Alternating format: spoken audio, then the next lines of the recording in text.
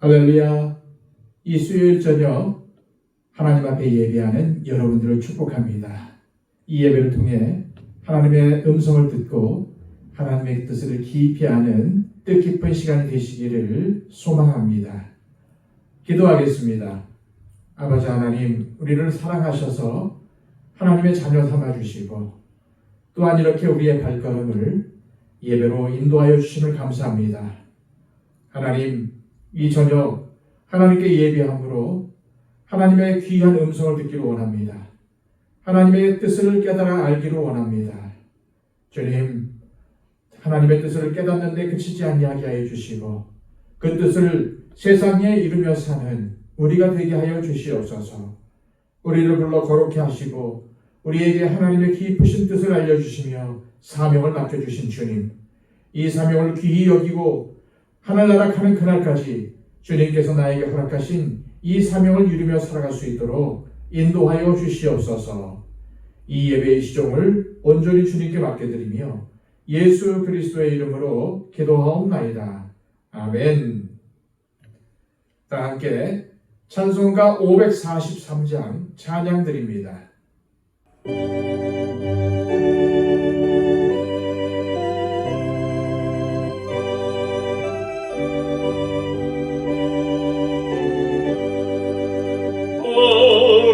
어려운 일 당할 때 나의 믿음 적으라. 의지하는 내 주를 더욱 의지합니다. 세월 지나갈수록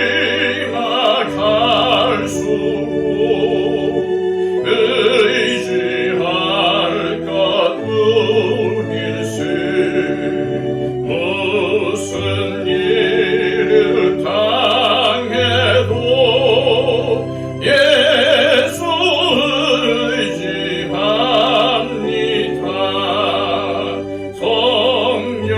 성령께서 내 마음 맑히 비춰주시니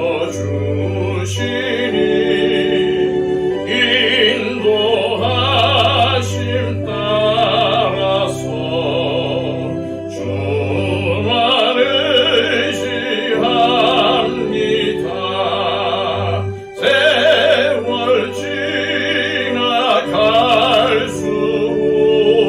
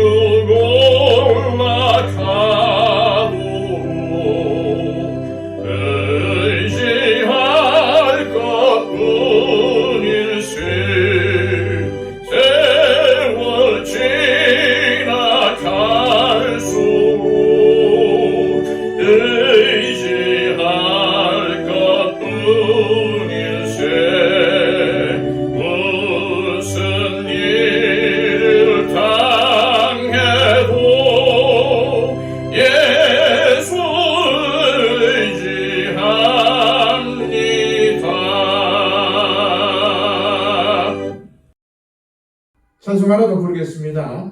찬송가 430장입니다.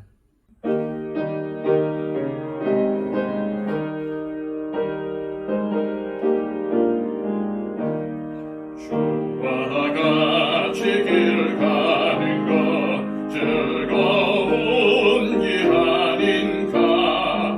우리 주님 걸어가신 알자취를 밟겠네. 한 걸음 한 걸음 주 예수와 함께 날마다 우리 걸어가리. 어린아이 같은 우리 미련하고 약하나 주의 손에 이끌리어 생명길로 가겠네. 한 걸음 한 걸음 주 예수와 함께 날마다 우리 걸어가리.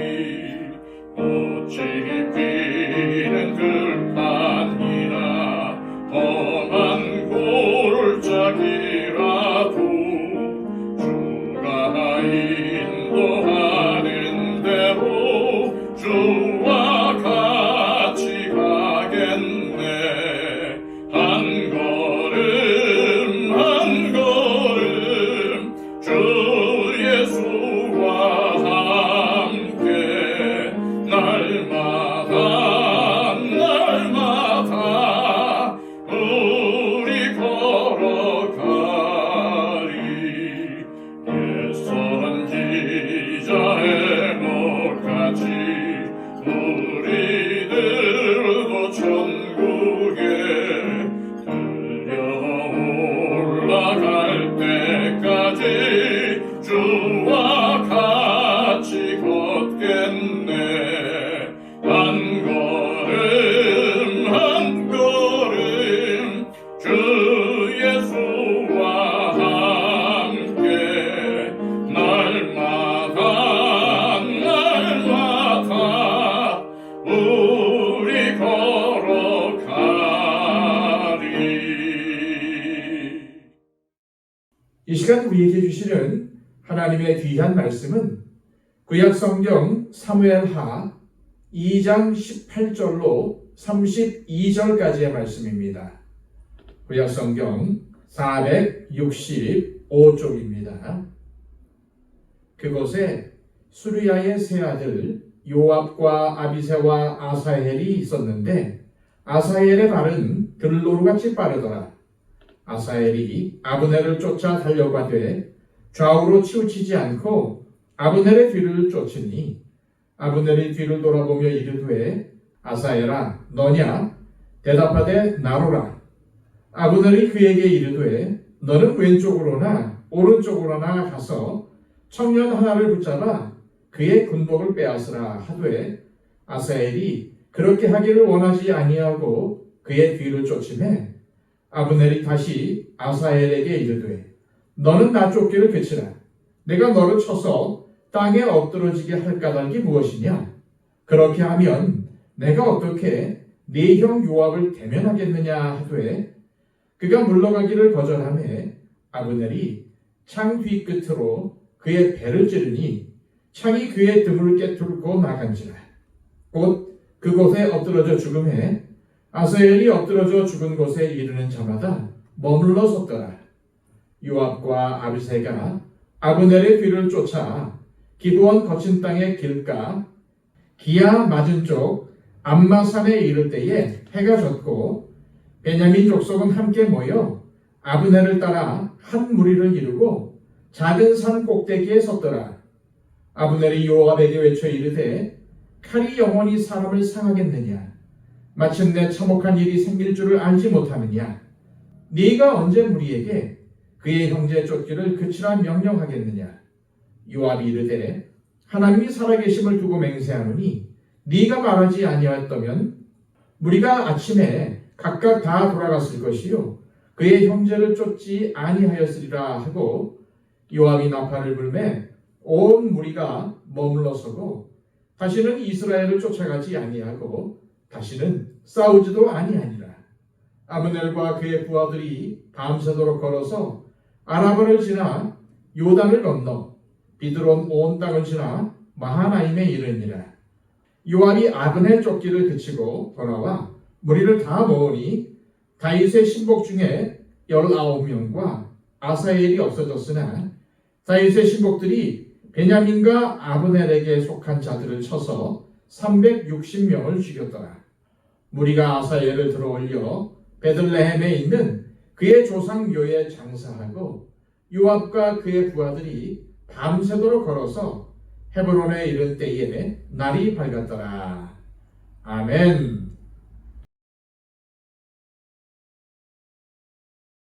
다윗이 하나님의 기름 부음 받은 자라는 것을 알면서도 아브넬은 사울이 죽은 후에 사울의 아들 이스보셋을 왕으로 세워서 다윗과 대적했습니다.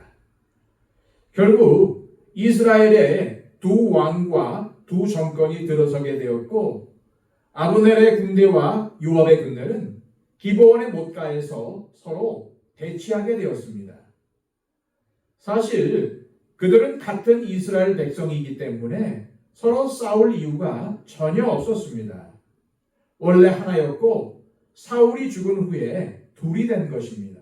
그런데 아브넬은 자신의 권력을 지키기 위해 이스라엘이 다시 하나가 되지 못하도록 일을 벌였습니다. 지난 시간 살펴본 것처럼 양쪽 군사들이 12명씩 서로 붙어서 힘을 겨루다 결국 서로의 옆구리를 찔러서 다 죽게 되었고 이것이 전쟁으로 번져서 양쪽 군대가 맹렬하게 싸우게 되었습니다. 이는 아브넬이 자기의 세력을 과시하고 나중에 다윗에게 자기 지분을 요구할 생각으로 이렇게 한 것입니다. 사실 아브넬도 다윗이 자신들보다 강하고 언젠가는 전체 이스라엘의 왕이 될 것을 짐작하고 있었습니다. 그런데 일종의 유세를 벌여 왕되는 것을 어렵게 만들므로써 나중에 많은 지분을 차지하고자 하는 야심을 가진 것입니다. 하지만 전쟁에 패해 도망치면서 요압의 동생 아사엘을 죽이는 죄를 짓게 됩니다. 그리고 이 일이 화근이 되어서 나중에 다윗이 용서하고 받아주려고 했지만은 합의를 마치고 돌아갈 때에 동생 아사엘의 죽음에 대해 원한을 품은 그의 형 요압에 의해 비참하게 죽임을 당하게 됩니다. 이처럼 아브넬은 하나님의 뜻에 순종하지 않고 자신의 야심 때문에 다윗을 어렵게 만들다가 나중에 자신도 비참한 최후를 맞게 되는 것이죠. 한편 다윗의 누나인 수리아에게는 요셉, 아비새, 아사엘 세 아들이 있었는데 이 세 사람은 모두 다윗의 신복이며 용맹한 군인들이었습니다. 특히 오늘 본문을 보면은 아사엘은 들노루처럼 빠르다고 표현했는데 그가 다름질이 빠른 것으로 유명했다는 것을 알려줍니다. 그런데 바로 그 재주가 자신의 발목을 잡았던 것입니다. 아사엘은 자신의 빠른 발만을 믿고 나가서 싸우는 용사였습니다. 자신의 빠른 발로 상대편 군사령관인 아브넬을 추격하여 잡을 수 있다는 확신을 가지고 추격한 것입니다. 그러나 그는 아브넬의 창에 찔려서 너무나도 허무한 죽음을 당하고 맙니다. 전쟁이라는 것은 장수가 빠르다고 해서 다가 아닙니다. 지혜도 있고 기술도 있고 노련함도 있고 보는 안목도 있어야 합니다. 그런데 아사엘은 자신이 가진 빠른 발을 너무나도 신뢰한 나머지 전투에서의 자신의 능력은 과대평가하고 상대편 군사령관인 아브넬의 능력은 과소평가하는 잘못을 저질렀습니다. 그는 아브넬의 공격에 대해서 대비를 잘하지 못하여서 결국 아브넬의 창에 찔려 죽게 된 것입니다. 그런데 이 아브넬은 절대 만만히 볼 사람이 아니었습니다. 아브넬은 사울이 왕으로 있을 당시 크게 인정을 받아서 사울의 군사령관이 될 만큼 실력을 갖춘 사람이었습니다. 다윗이 골리앗과 싸웠을 때 이미 군사령관으로 있었으니까 다윗보다 나이도 훨씬 많고 전쟁터에서 잔뼈가 굵은 백전노장이라고 할 수 있습니다. 그러한 아브넬이 딱 보니까 아사엘은 자신의 적수가 되지 않는다는 사실을 바로 알았습니다. 그래서 쫓기는 상황에서도 두 번이나 뒤를 돌아보면서 아사엘에게 자기를 쫓지 말라고 충고합니다. 그리고는 자기 대신에 자기 군사를 하나 잡아 그의 군복을 빼앗아 가면은 전과를 올리게 될 것이니까 다른 데 가서 공을 세우라고 제안합니다. 아브넬의 이 말에는 아사엘, 너는 내 적수가 되지 못한다 라는 의미가 강하게 담겨 있으며 동시에 아브넬이 얼마나 자기밖에 모르는 사람인가를 알 수 있습니다. 자기 목숨은 중요하고 자기 밑에 있는 군인은 죽어도 좋고 잡혀가도 좋다고 생각하는 게 아닙니까? 군대의 사령관으로서 자기 밑에 있는 군사들을 이렇게 하찮게 생각한다면 그들의 사기는 어떻겠습니까? 또 아브넬이 부하를 하찮게 생각하는 사람인 줄 알면은 부하들이 충성하겠습니까? 따라서 리더는 어떠한 경우에라도 마음을 곱게 써야 합니다. 한편으로 아사엘은 자기를 쫓지 말고 다른 곳에 가 전공을 세우라는 이 아브넬의 제안을 무시하고 집요하게 아브넬을 추격합니다. 아브넬은 또다시 자신을 추격하는 아사엘에게 즉시 중단하고 돌아가라고 합니다.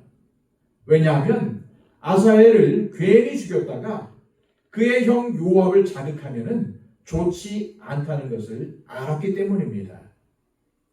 하지만 자신의 생명이 위협받게 되자 결국 하는 수 없이 아사엘을 죽이고 맙니다. 그리고 이것이 화근이 되어서 나중에 자신이 요압에게 죽게 되는 것입니다. 오늘 말씀에는 아브넬이 아사엘을 창 뒤끝으로 찔렀다고 되어 있습니다. 이는 아브넬이 아사엘을 죽일 생각이 없었다는 것을 알 수 있습니다. 죽이려면 창 앞쪽에 뾰족한 곳으로 찔러야지 창 뒤로 찌르는 사람이 어디 있겠습니까?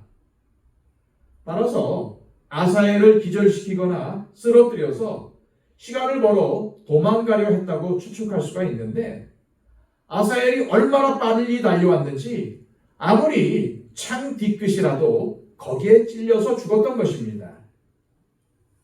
그런데 아사엘의 입장에서 보면은 이 얼마나 허무한 죽음입니까? 아사엘은 자신의 능력을 너무나도 과신하고 상대는 과소평가함으로 망한 케이스입니다. 우리는 아사엘을 통해서 자신의 능력을 과신할 때 잘못될 수 있다는 교훈을 얻게 됩니다. 일이 잘 풀릴 때 조금만 더 하면은 성공이 바로 눈앞에 있을 때 무리하게 몰아붙이다가 한순간에 무너질 수 있다는 것입니다. 이제 다 됐다. 조금만 더 라고 하는데 갑자기 건강에 문제가 생길 수 있습니다. 조금만 더 하다가 갑자기 가정에 문제가 생길 수도 있습니다. 꼭 필요한 것은 해야 하지만 필요하지 않은 것을 무리해서 할 필요는 없습니다. 오히려 그것은 자기에게 손해가 되기 때문입니다. 물론 우리가 주님의 사역을 열심히 감당할 때 주님께서는 우리가 가진 능력 이상의 힘을 주십니다. 그것은 확실합니다. 나는 능력이 없어서 못하겠습니다 라고 했는데 그래도 순종해서 하면은 하나님께서 능력도 주시고 힘도 주십니다. 그것이 바로 성령의 은사입니다. 그러나 주님과는 전혀 상관없는 내 욕심을 따라서 조금만 더 하며 무리할 때 다칠 수가 있습니다. 사업도, 직장일도, 심지어 운동이나 여가 생활도 그렇습니다. 그래서 우리는 쉴 줄도 알고 멈출 줄도 알아야 합니다. 그래서 생긴 신조어 중 하나가 워라밸입니다. 일과 삶이 균형을 맞춰야 한다는 것이죠. 너무 한쪽에 치우치면 좋지 않다는 겁니다. 그렇다고 너무 노는 데 치중하면 일에 지장이 올 수가 있습니다. 균형을 잘 맞출 줄 아는 사람이 지혜로운 사람입니다. 우리의 믿음 생활의 장은 교회만이 아닙니다. 가장 우선적으로 가정에서 믿음 생활을 해야 합니다. 가정에서도 하나님의 뜻대로 하나님의 말씀을 따라 살아가라는 말씀입니다. 또한 직장과 일터 모든 사회 속에서 하나님의 뜻대로 살아가라는 말입니다. 그것이 바로 믿음 생활입니다. 이렇게 우리가 가정과 직장이나 일터와 같은 사회 그리고 교회 사이에서 균형을 잘 맞출 때에 영적으로도 건강해지고 육신적으로도 건강한 삶을 살 수 있다는 사실을 반드시 기억하시길 바랍니다. 그런데 자기의 능력을 너무 신뢰하면 삶의 균형이 깨집니다. 따라서 지금 내가 신뢰하고 있는 것이 무엇인지를 점검해 보시길 바랍니다. 우리가 지나치게 신뢰해도 아무런 문제가 없는 경우는 딱 하나입니다. 무엇입니까? 주님을 신뢰하는 것입니다. 주님을 신뢰하는 것은 아무리 강조해도 지나치지 않습니다. 그런데 내가 가진 힘과 지혜 그리고 능력 또한 이 세상의 어떤 것을 신뢰하기 시작하면 바로 그때가 무너지는 시점이 된다는 것입니다. 그러므로 내가 가진 것이나 이 세상의 것이 아니라 하나님 말을 신뢰하며 살아가야 합니다. 잊지 마시길 바랍니다. 한편 동생 아사엘을 잃은 요압과 그 일행은 죽어 넘어져 있는 아사엘의 시체 앞에 잠깐 멈춰섰다가 기브온으로 갑니다. 왜냐하면 아브넬이 기브온으로 도망쳤기 때문입니다. 그리고 기브온은 베냐민 지파의 땅이기 때문에 베냐민 지파가 나와서 아브넬을 엄호해 주었습니다. 그래서 지금 아브넬은 요압의 추격권에서 벗어나 있는 상태입니다. 이때 아브넬이 요압에게 이렇게 외칩니다. 26절입니다. 아브넬이 요압에게 외쳐 이르되 칼이 영원히 사람을 상하겠느냐? 마침내 참혹한 일이 생길 줄을 알지 못하느냐? 네가 언제 우리에게 그의 형제 쫓기를 그치라 명령하겠느냐? 아브넬은 요압에게 계속해서 자신들을 추격하면 양측 모두 참혹한 결과를 맞이하게 될 것이라고 경고합니다. 그리고 무엇보다 자기들이 형제라고 말하면서 같은 핏줄을 추격하는 것을 그치라고 요구합니다.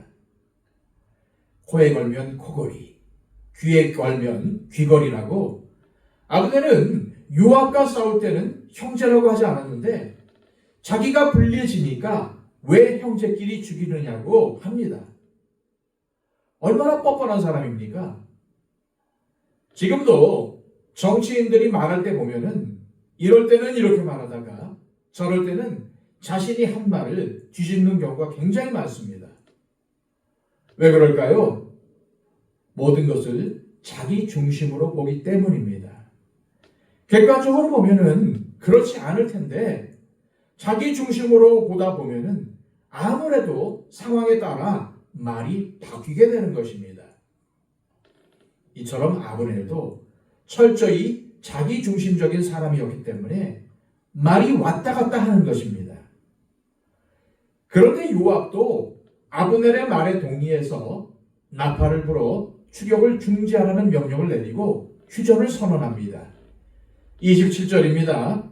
요압이 이르되 하나님이 살아계심을 두고 맹세하노니 네가 말하지 아니하였다면 무리가 아침에 각각 다 돌아갔을 것이요 그의 형제를 쫓지 아니하였으리라 하고, 이 말은 요압이 아브넬의 휴전 제의를 긍정적으로 평가하는 말입니다. 그러나 휴전 제의를 진작에 했더라면 자기 동생 아사헬의 죽음도 막을 수 있었을 것이라는 원망의 마음이 여기에 담겨 있습니다. 결국 앞으로 심각한 적대적 대결이 일어날 것이라는 암시를 주는 말인 것입니다. 요압은 성경 전체를 보아도 어떠한 사람인지 종잡을 수가 없는 아주 이상한 인물입니다. 아주 좋을 때도 있고 아주 비열할 때도 있고 종잡을 수가 없습니다. 그런데 이 사람이 여기서 뭐라고 합니까? 하나님이 살아계심을 두고 맹세하노니 하며 하나님을 언급하고 있습니다. 그러나 요압이 하나님을 언급했다고 그가 아름다운 신앙인인 것은 아닙니다.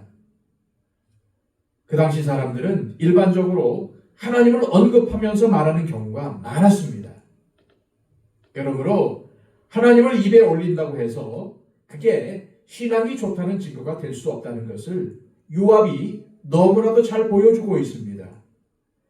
요압은 이때만이 아니라 종종 하나님을 입에 올립니다. 심지어 사울도 다윗을 잡으려고 쫓아다니다가 사람들이 다윗이 여기에 있습니다 라고 알려줄 때 뭐라고 했습니까? 나를 도왔으니 하나님이 너희에게 복을 주실 것이다 라고 합니다. 자기가 악을 행하는데 그것을 도와준 사람들에게 하나님이 복을 내려주신다는 것은 말도 안 되는 이야기입니다. 이윽고 요압이 나팔을 불어 더 이상 아브넬의 군대를 쫓지 말도록 명령을 바라니까 추격이 끝납니다. 아브넬 일행은 밤새도록 아라바 광야를 지나서 요단강을 건너 자신들의 본거지인 마하나임으로 돌아갑니다.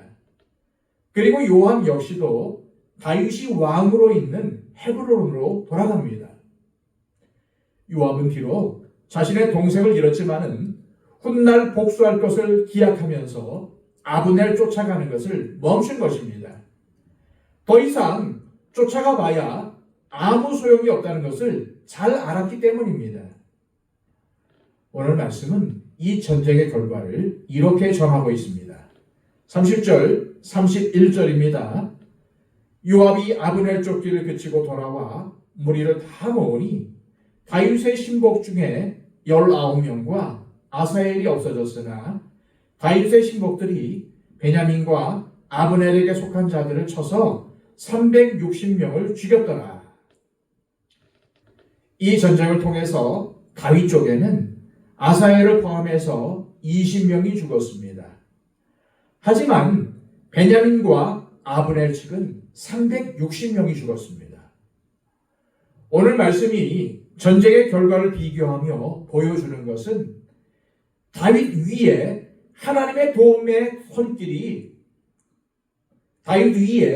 하나님의 도우심의 손길이 머물고 있다는 사실을 보여주기 위해서입니다.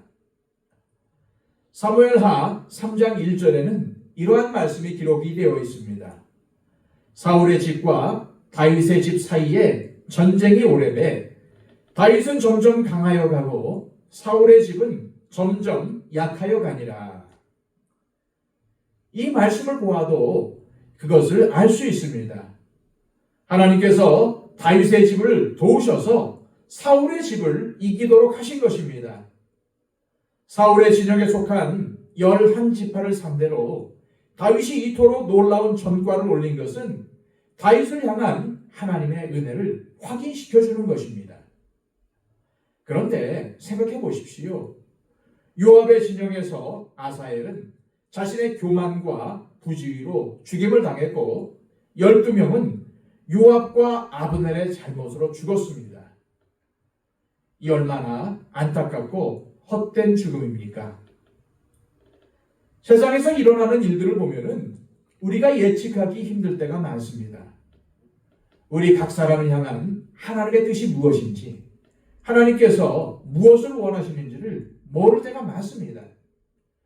특히 전쟁이나 자연재해와 같은 끔찍한 일이 벌어질 때 도대체 하나님의 뜻이 뭔가를 알 수가 없습니다. 우리가 하나님의 뜻을 잘 알 수 없는 이유는 하나님이 한계를 가진 우리 인간의 생각과 지혜로 다 담을 수가 없는 너무나도 크신 분이시기 때문입니다. 그러므로 우리는 어떠한 일이 벌어졌을 때 하나님의 뜻은 이거다라고 하거나 혹은 하나님이 어떻게 이렇게 하실 수 있는가, 하나님이 계신다면 어떻게 이럴 수가 있는가라고 잘 알지도 못하면서 성급하게 말하지 말고 무엇보다 먼저 무릎 꿇어 기도해야 합니다. 왜냐하면 우리는 하나님의 뜻을 알지 못하고 하나님의 역사는 아무도 막을 수가 없기 때문입니다. 또한 우리는 하나님께서 당신의 뜻을 당신의 자녀들에게 나타내시기를 기뻐하신다는 것을 기억해야 합니다. 하나님은 우리의 이성이나 양심 또는 어떤 사건과 같은 일반적인 일들을 통해서 우리에게 당신의 뜻을 드러내실 때가 많습니다. 비록 이성에 한계가 있고 양심이 마비될 때가 있고 또 여러 가지로 혼란스러운 일이 일어날 때도 있기에 정확한 주님의 뜻을 파악하기가 어렵지만 하나님의 뜻이 무엇인지를 그런 것들을 통해 알 수 있는 때도 있습니다. 하지만 무엇보다 중요한 것은 하나님은 우리에게 당신의 말씀인 성경을 주셨다는 사실입니다. 성경은 하나님의 특별 계시입니다. 이 세상에서 발생하는 모든 사건들에 대해서 알려주고 있지는 않지만은 구원에 관한 지식을 충분히 알려줍니다. 우리의 가장 큰 문제는 우리가 죄인이라는 사실이고 이 죄를 해결할 수 있는 유일한 길은 오직 예수 그리스도를 통해서만 가능하다는 것을 성경은 분명히 선포하고 있습니다. 그러므로 우리는 하나님의 말씀인 성경을 통해 하나님의 음성을 들을 수 있어야 합니다. 그래서 개인적으로도 열심히 성경을 통독하고 말씀을 묵상하고 동시에 설교 말씀을 통해 기도를 통해 또는 다른 사람들의 음성을 통해 또 세상에서 벌어지는 일들을 통해서 당신의 뜻을 증거하시는 하나님의 음성에 귀를 기울이며 살아야 한다는 것을 기억하시길 바랍니다. 한편 요압은 자신의 동생 아사헬을 베들레헴에 있는 그 아버지의 묘에 장사하고 밤새도록 달려 해가 뜰 때쯤 헤브론에 도착합니다. 이때 요압의 마음이 어땠겠습니까? 그의 마음속에는 적군을 360명이나 죽이고 이겼다는 기쁨보다는 자신의 동생을 잃은 슬픔과 또 그를 죽인 아브넬에 대한 증오심으로 가득 차 있었을 것입니다. 그래서 결국 3장에서 요압은 증오심 때문에 아브넬을 살해하는 죄를 범하고 맙니다. 성경은 우리에게 해가 지도록 분을 품고 있지 말라고 말씀합니다. 유대인들에게 해가 진다는 것은 새로운 날이 시작된다는 의미입니다. 따라서 다음 날까지 분을 품고 살면은 그 밤은 지옥과 같은 시간이 될 것입니다. 잠이나 제대로 잘 수 있겠습니까? 증오심이나 분노를 품고 하루 이틀을 넘기다 보면은 분노하고 미워했던 것이 증오심으로 굳어져 버린다는 사실을 잊지 말아야 합니다. 괜히 성경에서 해가 지도록 분을 품지 말라고 하는 것이 아닙니다. 그렇게 분을 품고 있으면 우리의 인생이, 우리의 성품이 망가지기 때문입니다. 우리는 연약한 인간이기에 얼마든지 화가 날 수 있고 분노할 수도 있습니다. 그런데 그것이 증오의 마음으로 굳어지지 않도록 그날 빨리 해결해야 한다는 것입니다. 점진적으로 사울의 왕위는 이제 다윗의 왕위로 대체되고 있습니다. 사울의 왕위는 불순종과 오만 때문에 결국 불합격 판정을 받고 끝났습니다. 하나님의 때와 방법을 인내하며 기다릴 줄 몰랐던 사울은 제멋대로 일을 처리하면서 스스로 높아지려고 했고, 하나님께서 복을 주신 다윗 때문에 자신의 왕권을 잃을지도 모른다고 생각하며 다윗을 죽이려고 했습니다. 하지만 그런 와중에도 다윗은 하나님께 순종하고 하나님을 신뢰하며 인내했고, 또한 비록 형편없고 악한 왕이었지만 사울이 하나님의 기름 부음을 받고 왕으로 세워졌다는 사실을 존중했습니다. 그러한 다윗을 통해서 하나님의 손길이 움직이고 있었던 것입니다. 그런데 느닷없이 아브넬과 요압이 등장해 소란을 피우고 있습니다. 아브넬과 요압은 하나님이나 하나님의 뜻에 대해 전혀 아는 바가 없는 악인들입니다. 그들은 그저 자신의 목적을 위해 제멋대로 설치고 다니는 사람들입니다. 교만하고 방자한 그들이 시끄러운 잡음을 일으키면서 휘젓고 다니는 바람에 오늘 본문에서 다윗의 이야기는 뒤로 밀려난 것처럼 보입니다. 사실 이런 종류의 이야기를 쭉 읽다가 보면은 성경에 왜 이런 이야기가 나올까라는 의문이 듭니다. 다시 말해 아브넬이나 요압 같은 악한 자들에 관한 이야기는 알고 싶지도 않은데 왜 이러한 기록까지 읽어야 하지? 라고 생각합니다. 그렇다면 성경에는 왜 아브넬과 요압 같은 악한 자들의 이야기가 들어있는 것일까요? 그리고 이렇게 악한 자들이 활개치며 다닐 때 하나님은 도대체 뭘 하고 계시며, 만일 하나님께서 역사하신다면 왜 악한 일들이 일어나는 걸까요? 또한 하나님이 인간의 역사를 주관하신다면 왜 역사가 이토록 엉망일까요? 여기에 대한 대답은 분명합니다. 하나님은 바로 이러한 상황 속에서 우리의 구원을 이루어 가시기로 작정하셨기 때문입니다. 하나님은 아무런 문제가 없는 상황에서 우리의 구원을 이루어 가시는 것이 아니라 이런 어렵고 힘든 상황, 그리고 악한 사람들을 틈에서 우리를 하나님의 사람으로 만들어 가기를 원하시는 것입니다. 그런 이유로 아브넬과 요압 역시 하나님께서 당신의 구원을 이루어 가시는 과정 속에 들어있는 사람들로 이해하고 받아들일 때 하나님의 뜻을 바로 깨달을 수 있습니다. 하나님은 저와 여러분의 모든 것을 보고 계십니다. 우리가 잘못하고 실수하는 것도 보시지만 남들이 몰라줘도 우리가 성실하게 행하며 하나님 앞에서 정직하게 살아가는 그 모든 순간을 하나님은 절대 놓치지 않고 보시고 생명책에 기록하십니다. 믿으시길 바랍니다. 그리고 마침내 하나님 앞에 서는 날, 하나님은 우리에게 이렇게 말씀하실 것입니다. 충성되고 신실한 종아, 잘하였도다. 하나님이 나를 몰라준다고 너무 억울해하지 마시길 바랍니다. 오히려 하나님은 이 모든 것을 보고 계시다라는 믿음을 가지고 낙심하지 마시고 계속 선을 행하시기를 소망합니다. 기도하겠습니다. 하나님 아버지, 오늘 아브넬과 요압과 같은 악한 사람들을 통해서도 하나님은 세상을 주관하고 계시고 이 모든 인간의 역사를 이끌고 계신다는 사실을 깨닫게 하심을 감사합니다. 세상의 악인들이 활개치고 또 모든 악들이 우리 믿는 사람들을 괴롭게 하더라도 하나님은 우리 모든 하나님의 자녀들을 지키고 계시고 또한 붙잡고 계시고 인도하고 계신다는 사실을 절대 잊지 않게 하여 주시옵소서. 모든 것은 하나님의 뜻대로 이루어지고 결국 끝까지 믿음을 지키고 선을 행한 사람은 하나님 앞에서 큰 상급을 받는다는 사실을 날마다 기억하며 살아갈 수 있도록 인도하여 주시고, 세상이 어지럽고 힘들어도 하나님께서는 모든 것 가운데 우리와 함께 하시며 우리를 지켜보고 계신다는 사실을 늘 기억하며 살아갈 수 있도록 인도하여 주시옵소서. 예수 그리스도의 이름으로 기도하옵나이다. 아멘.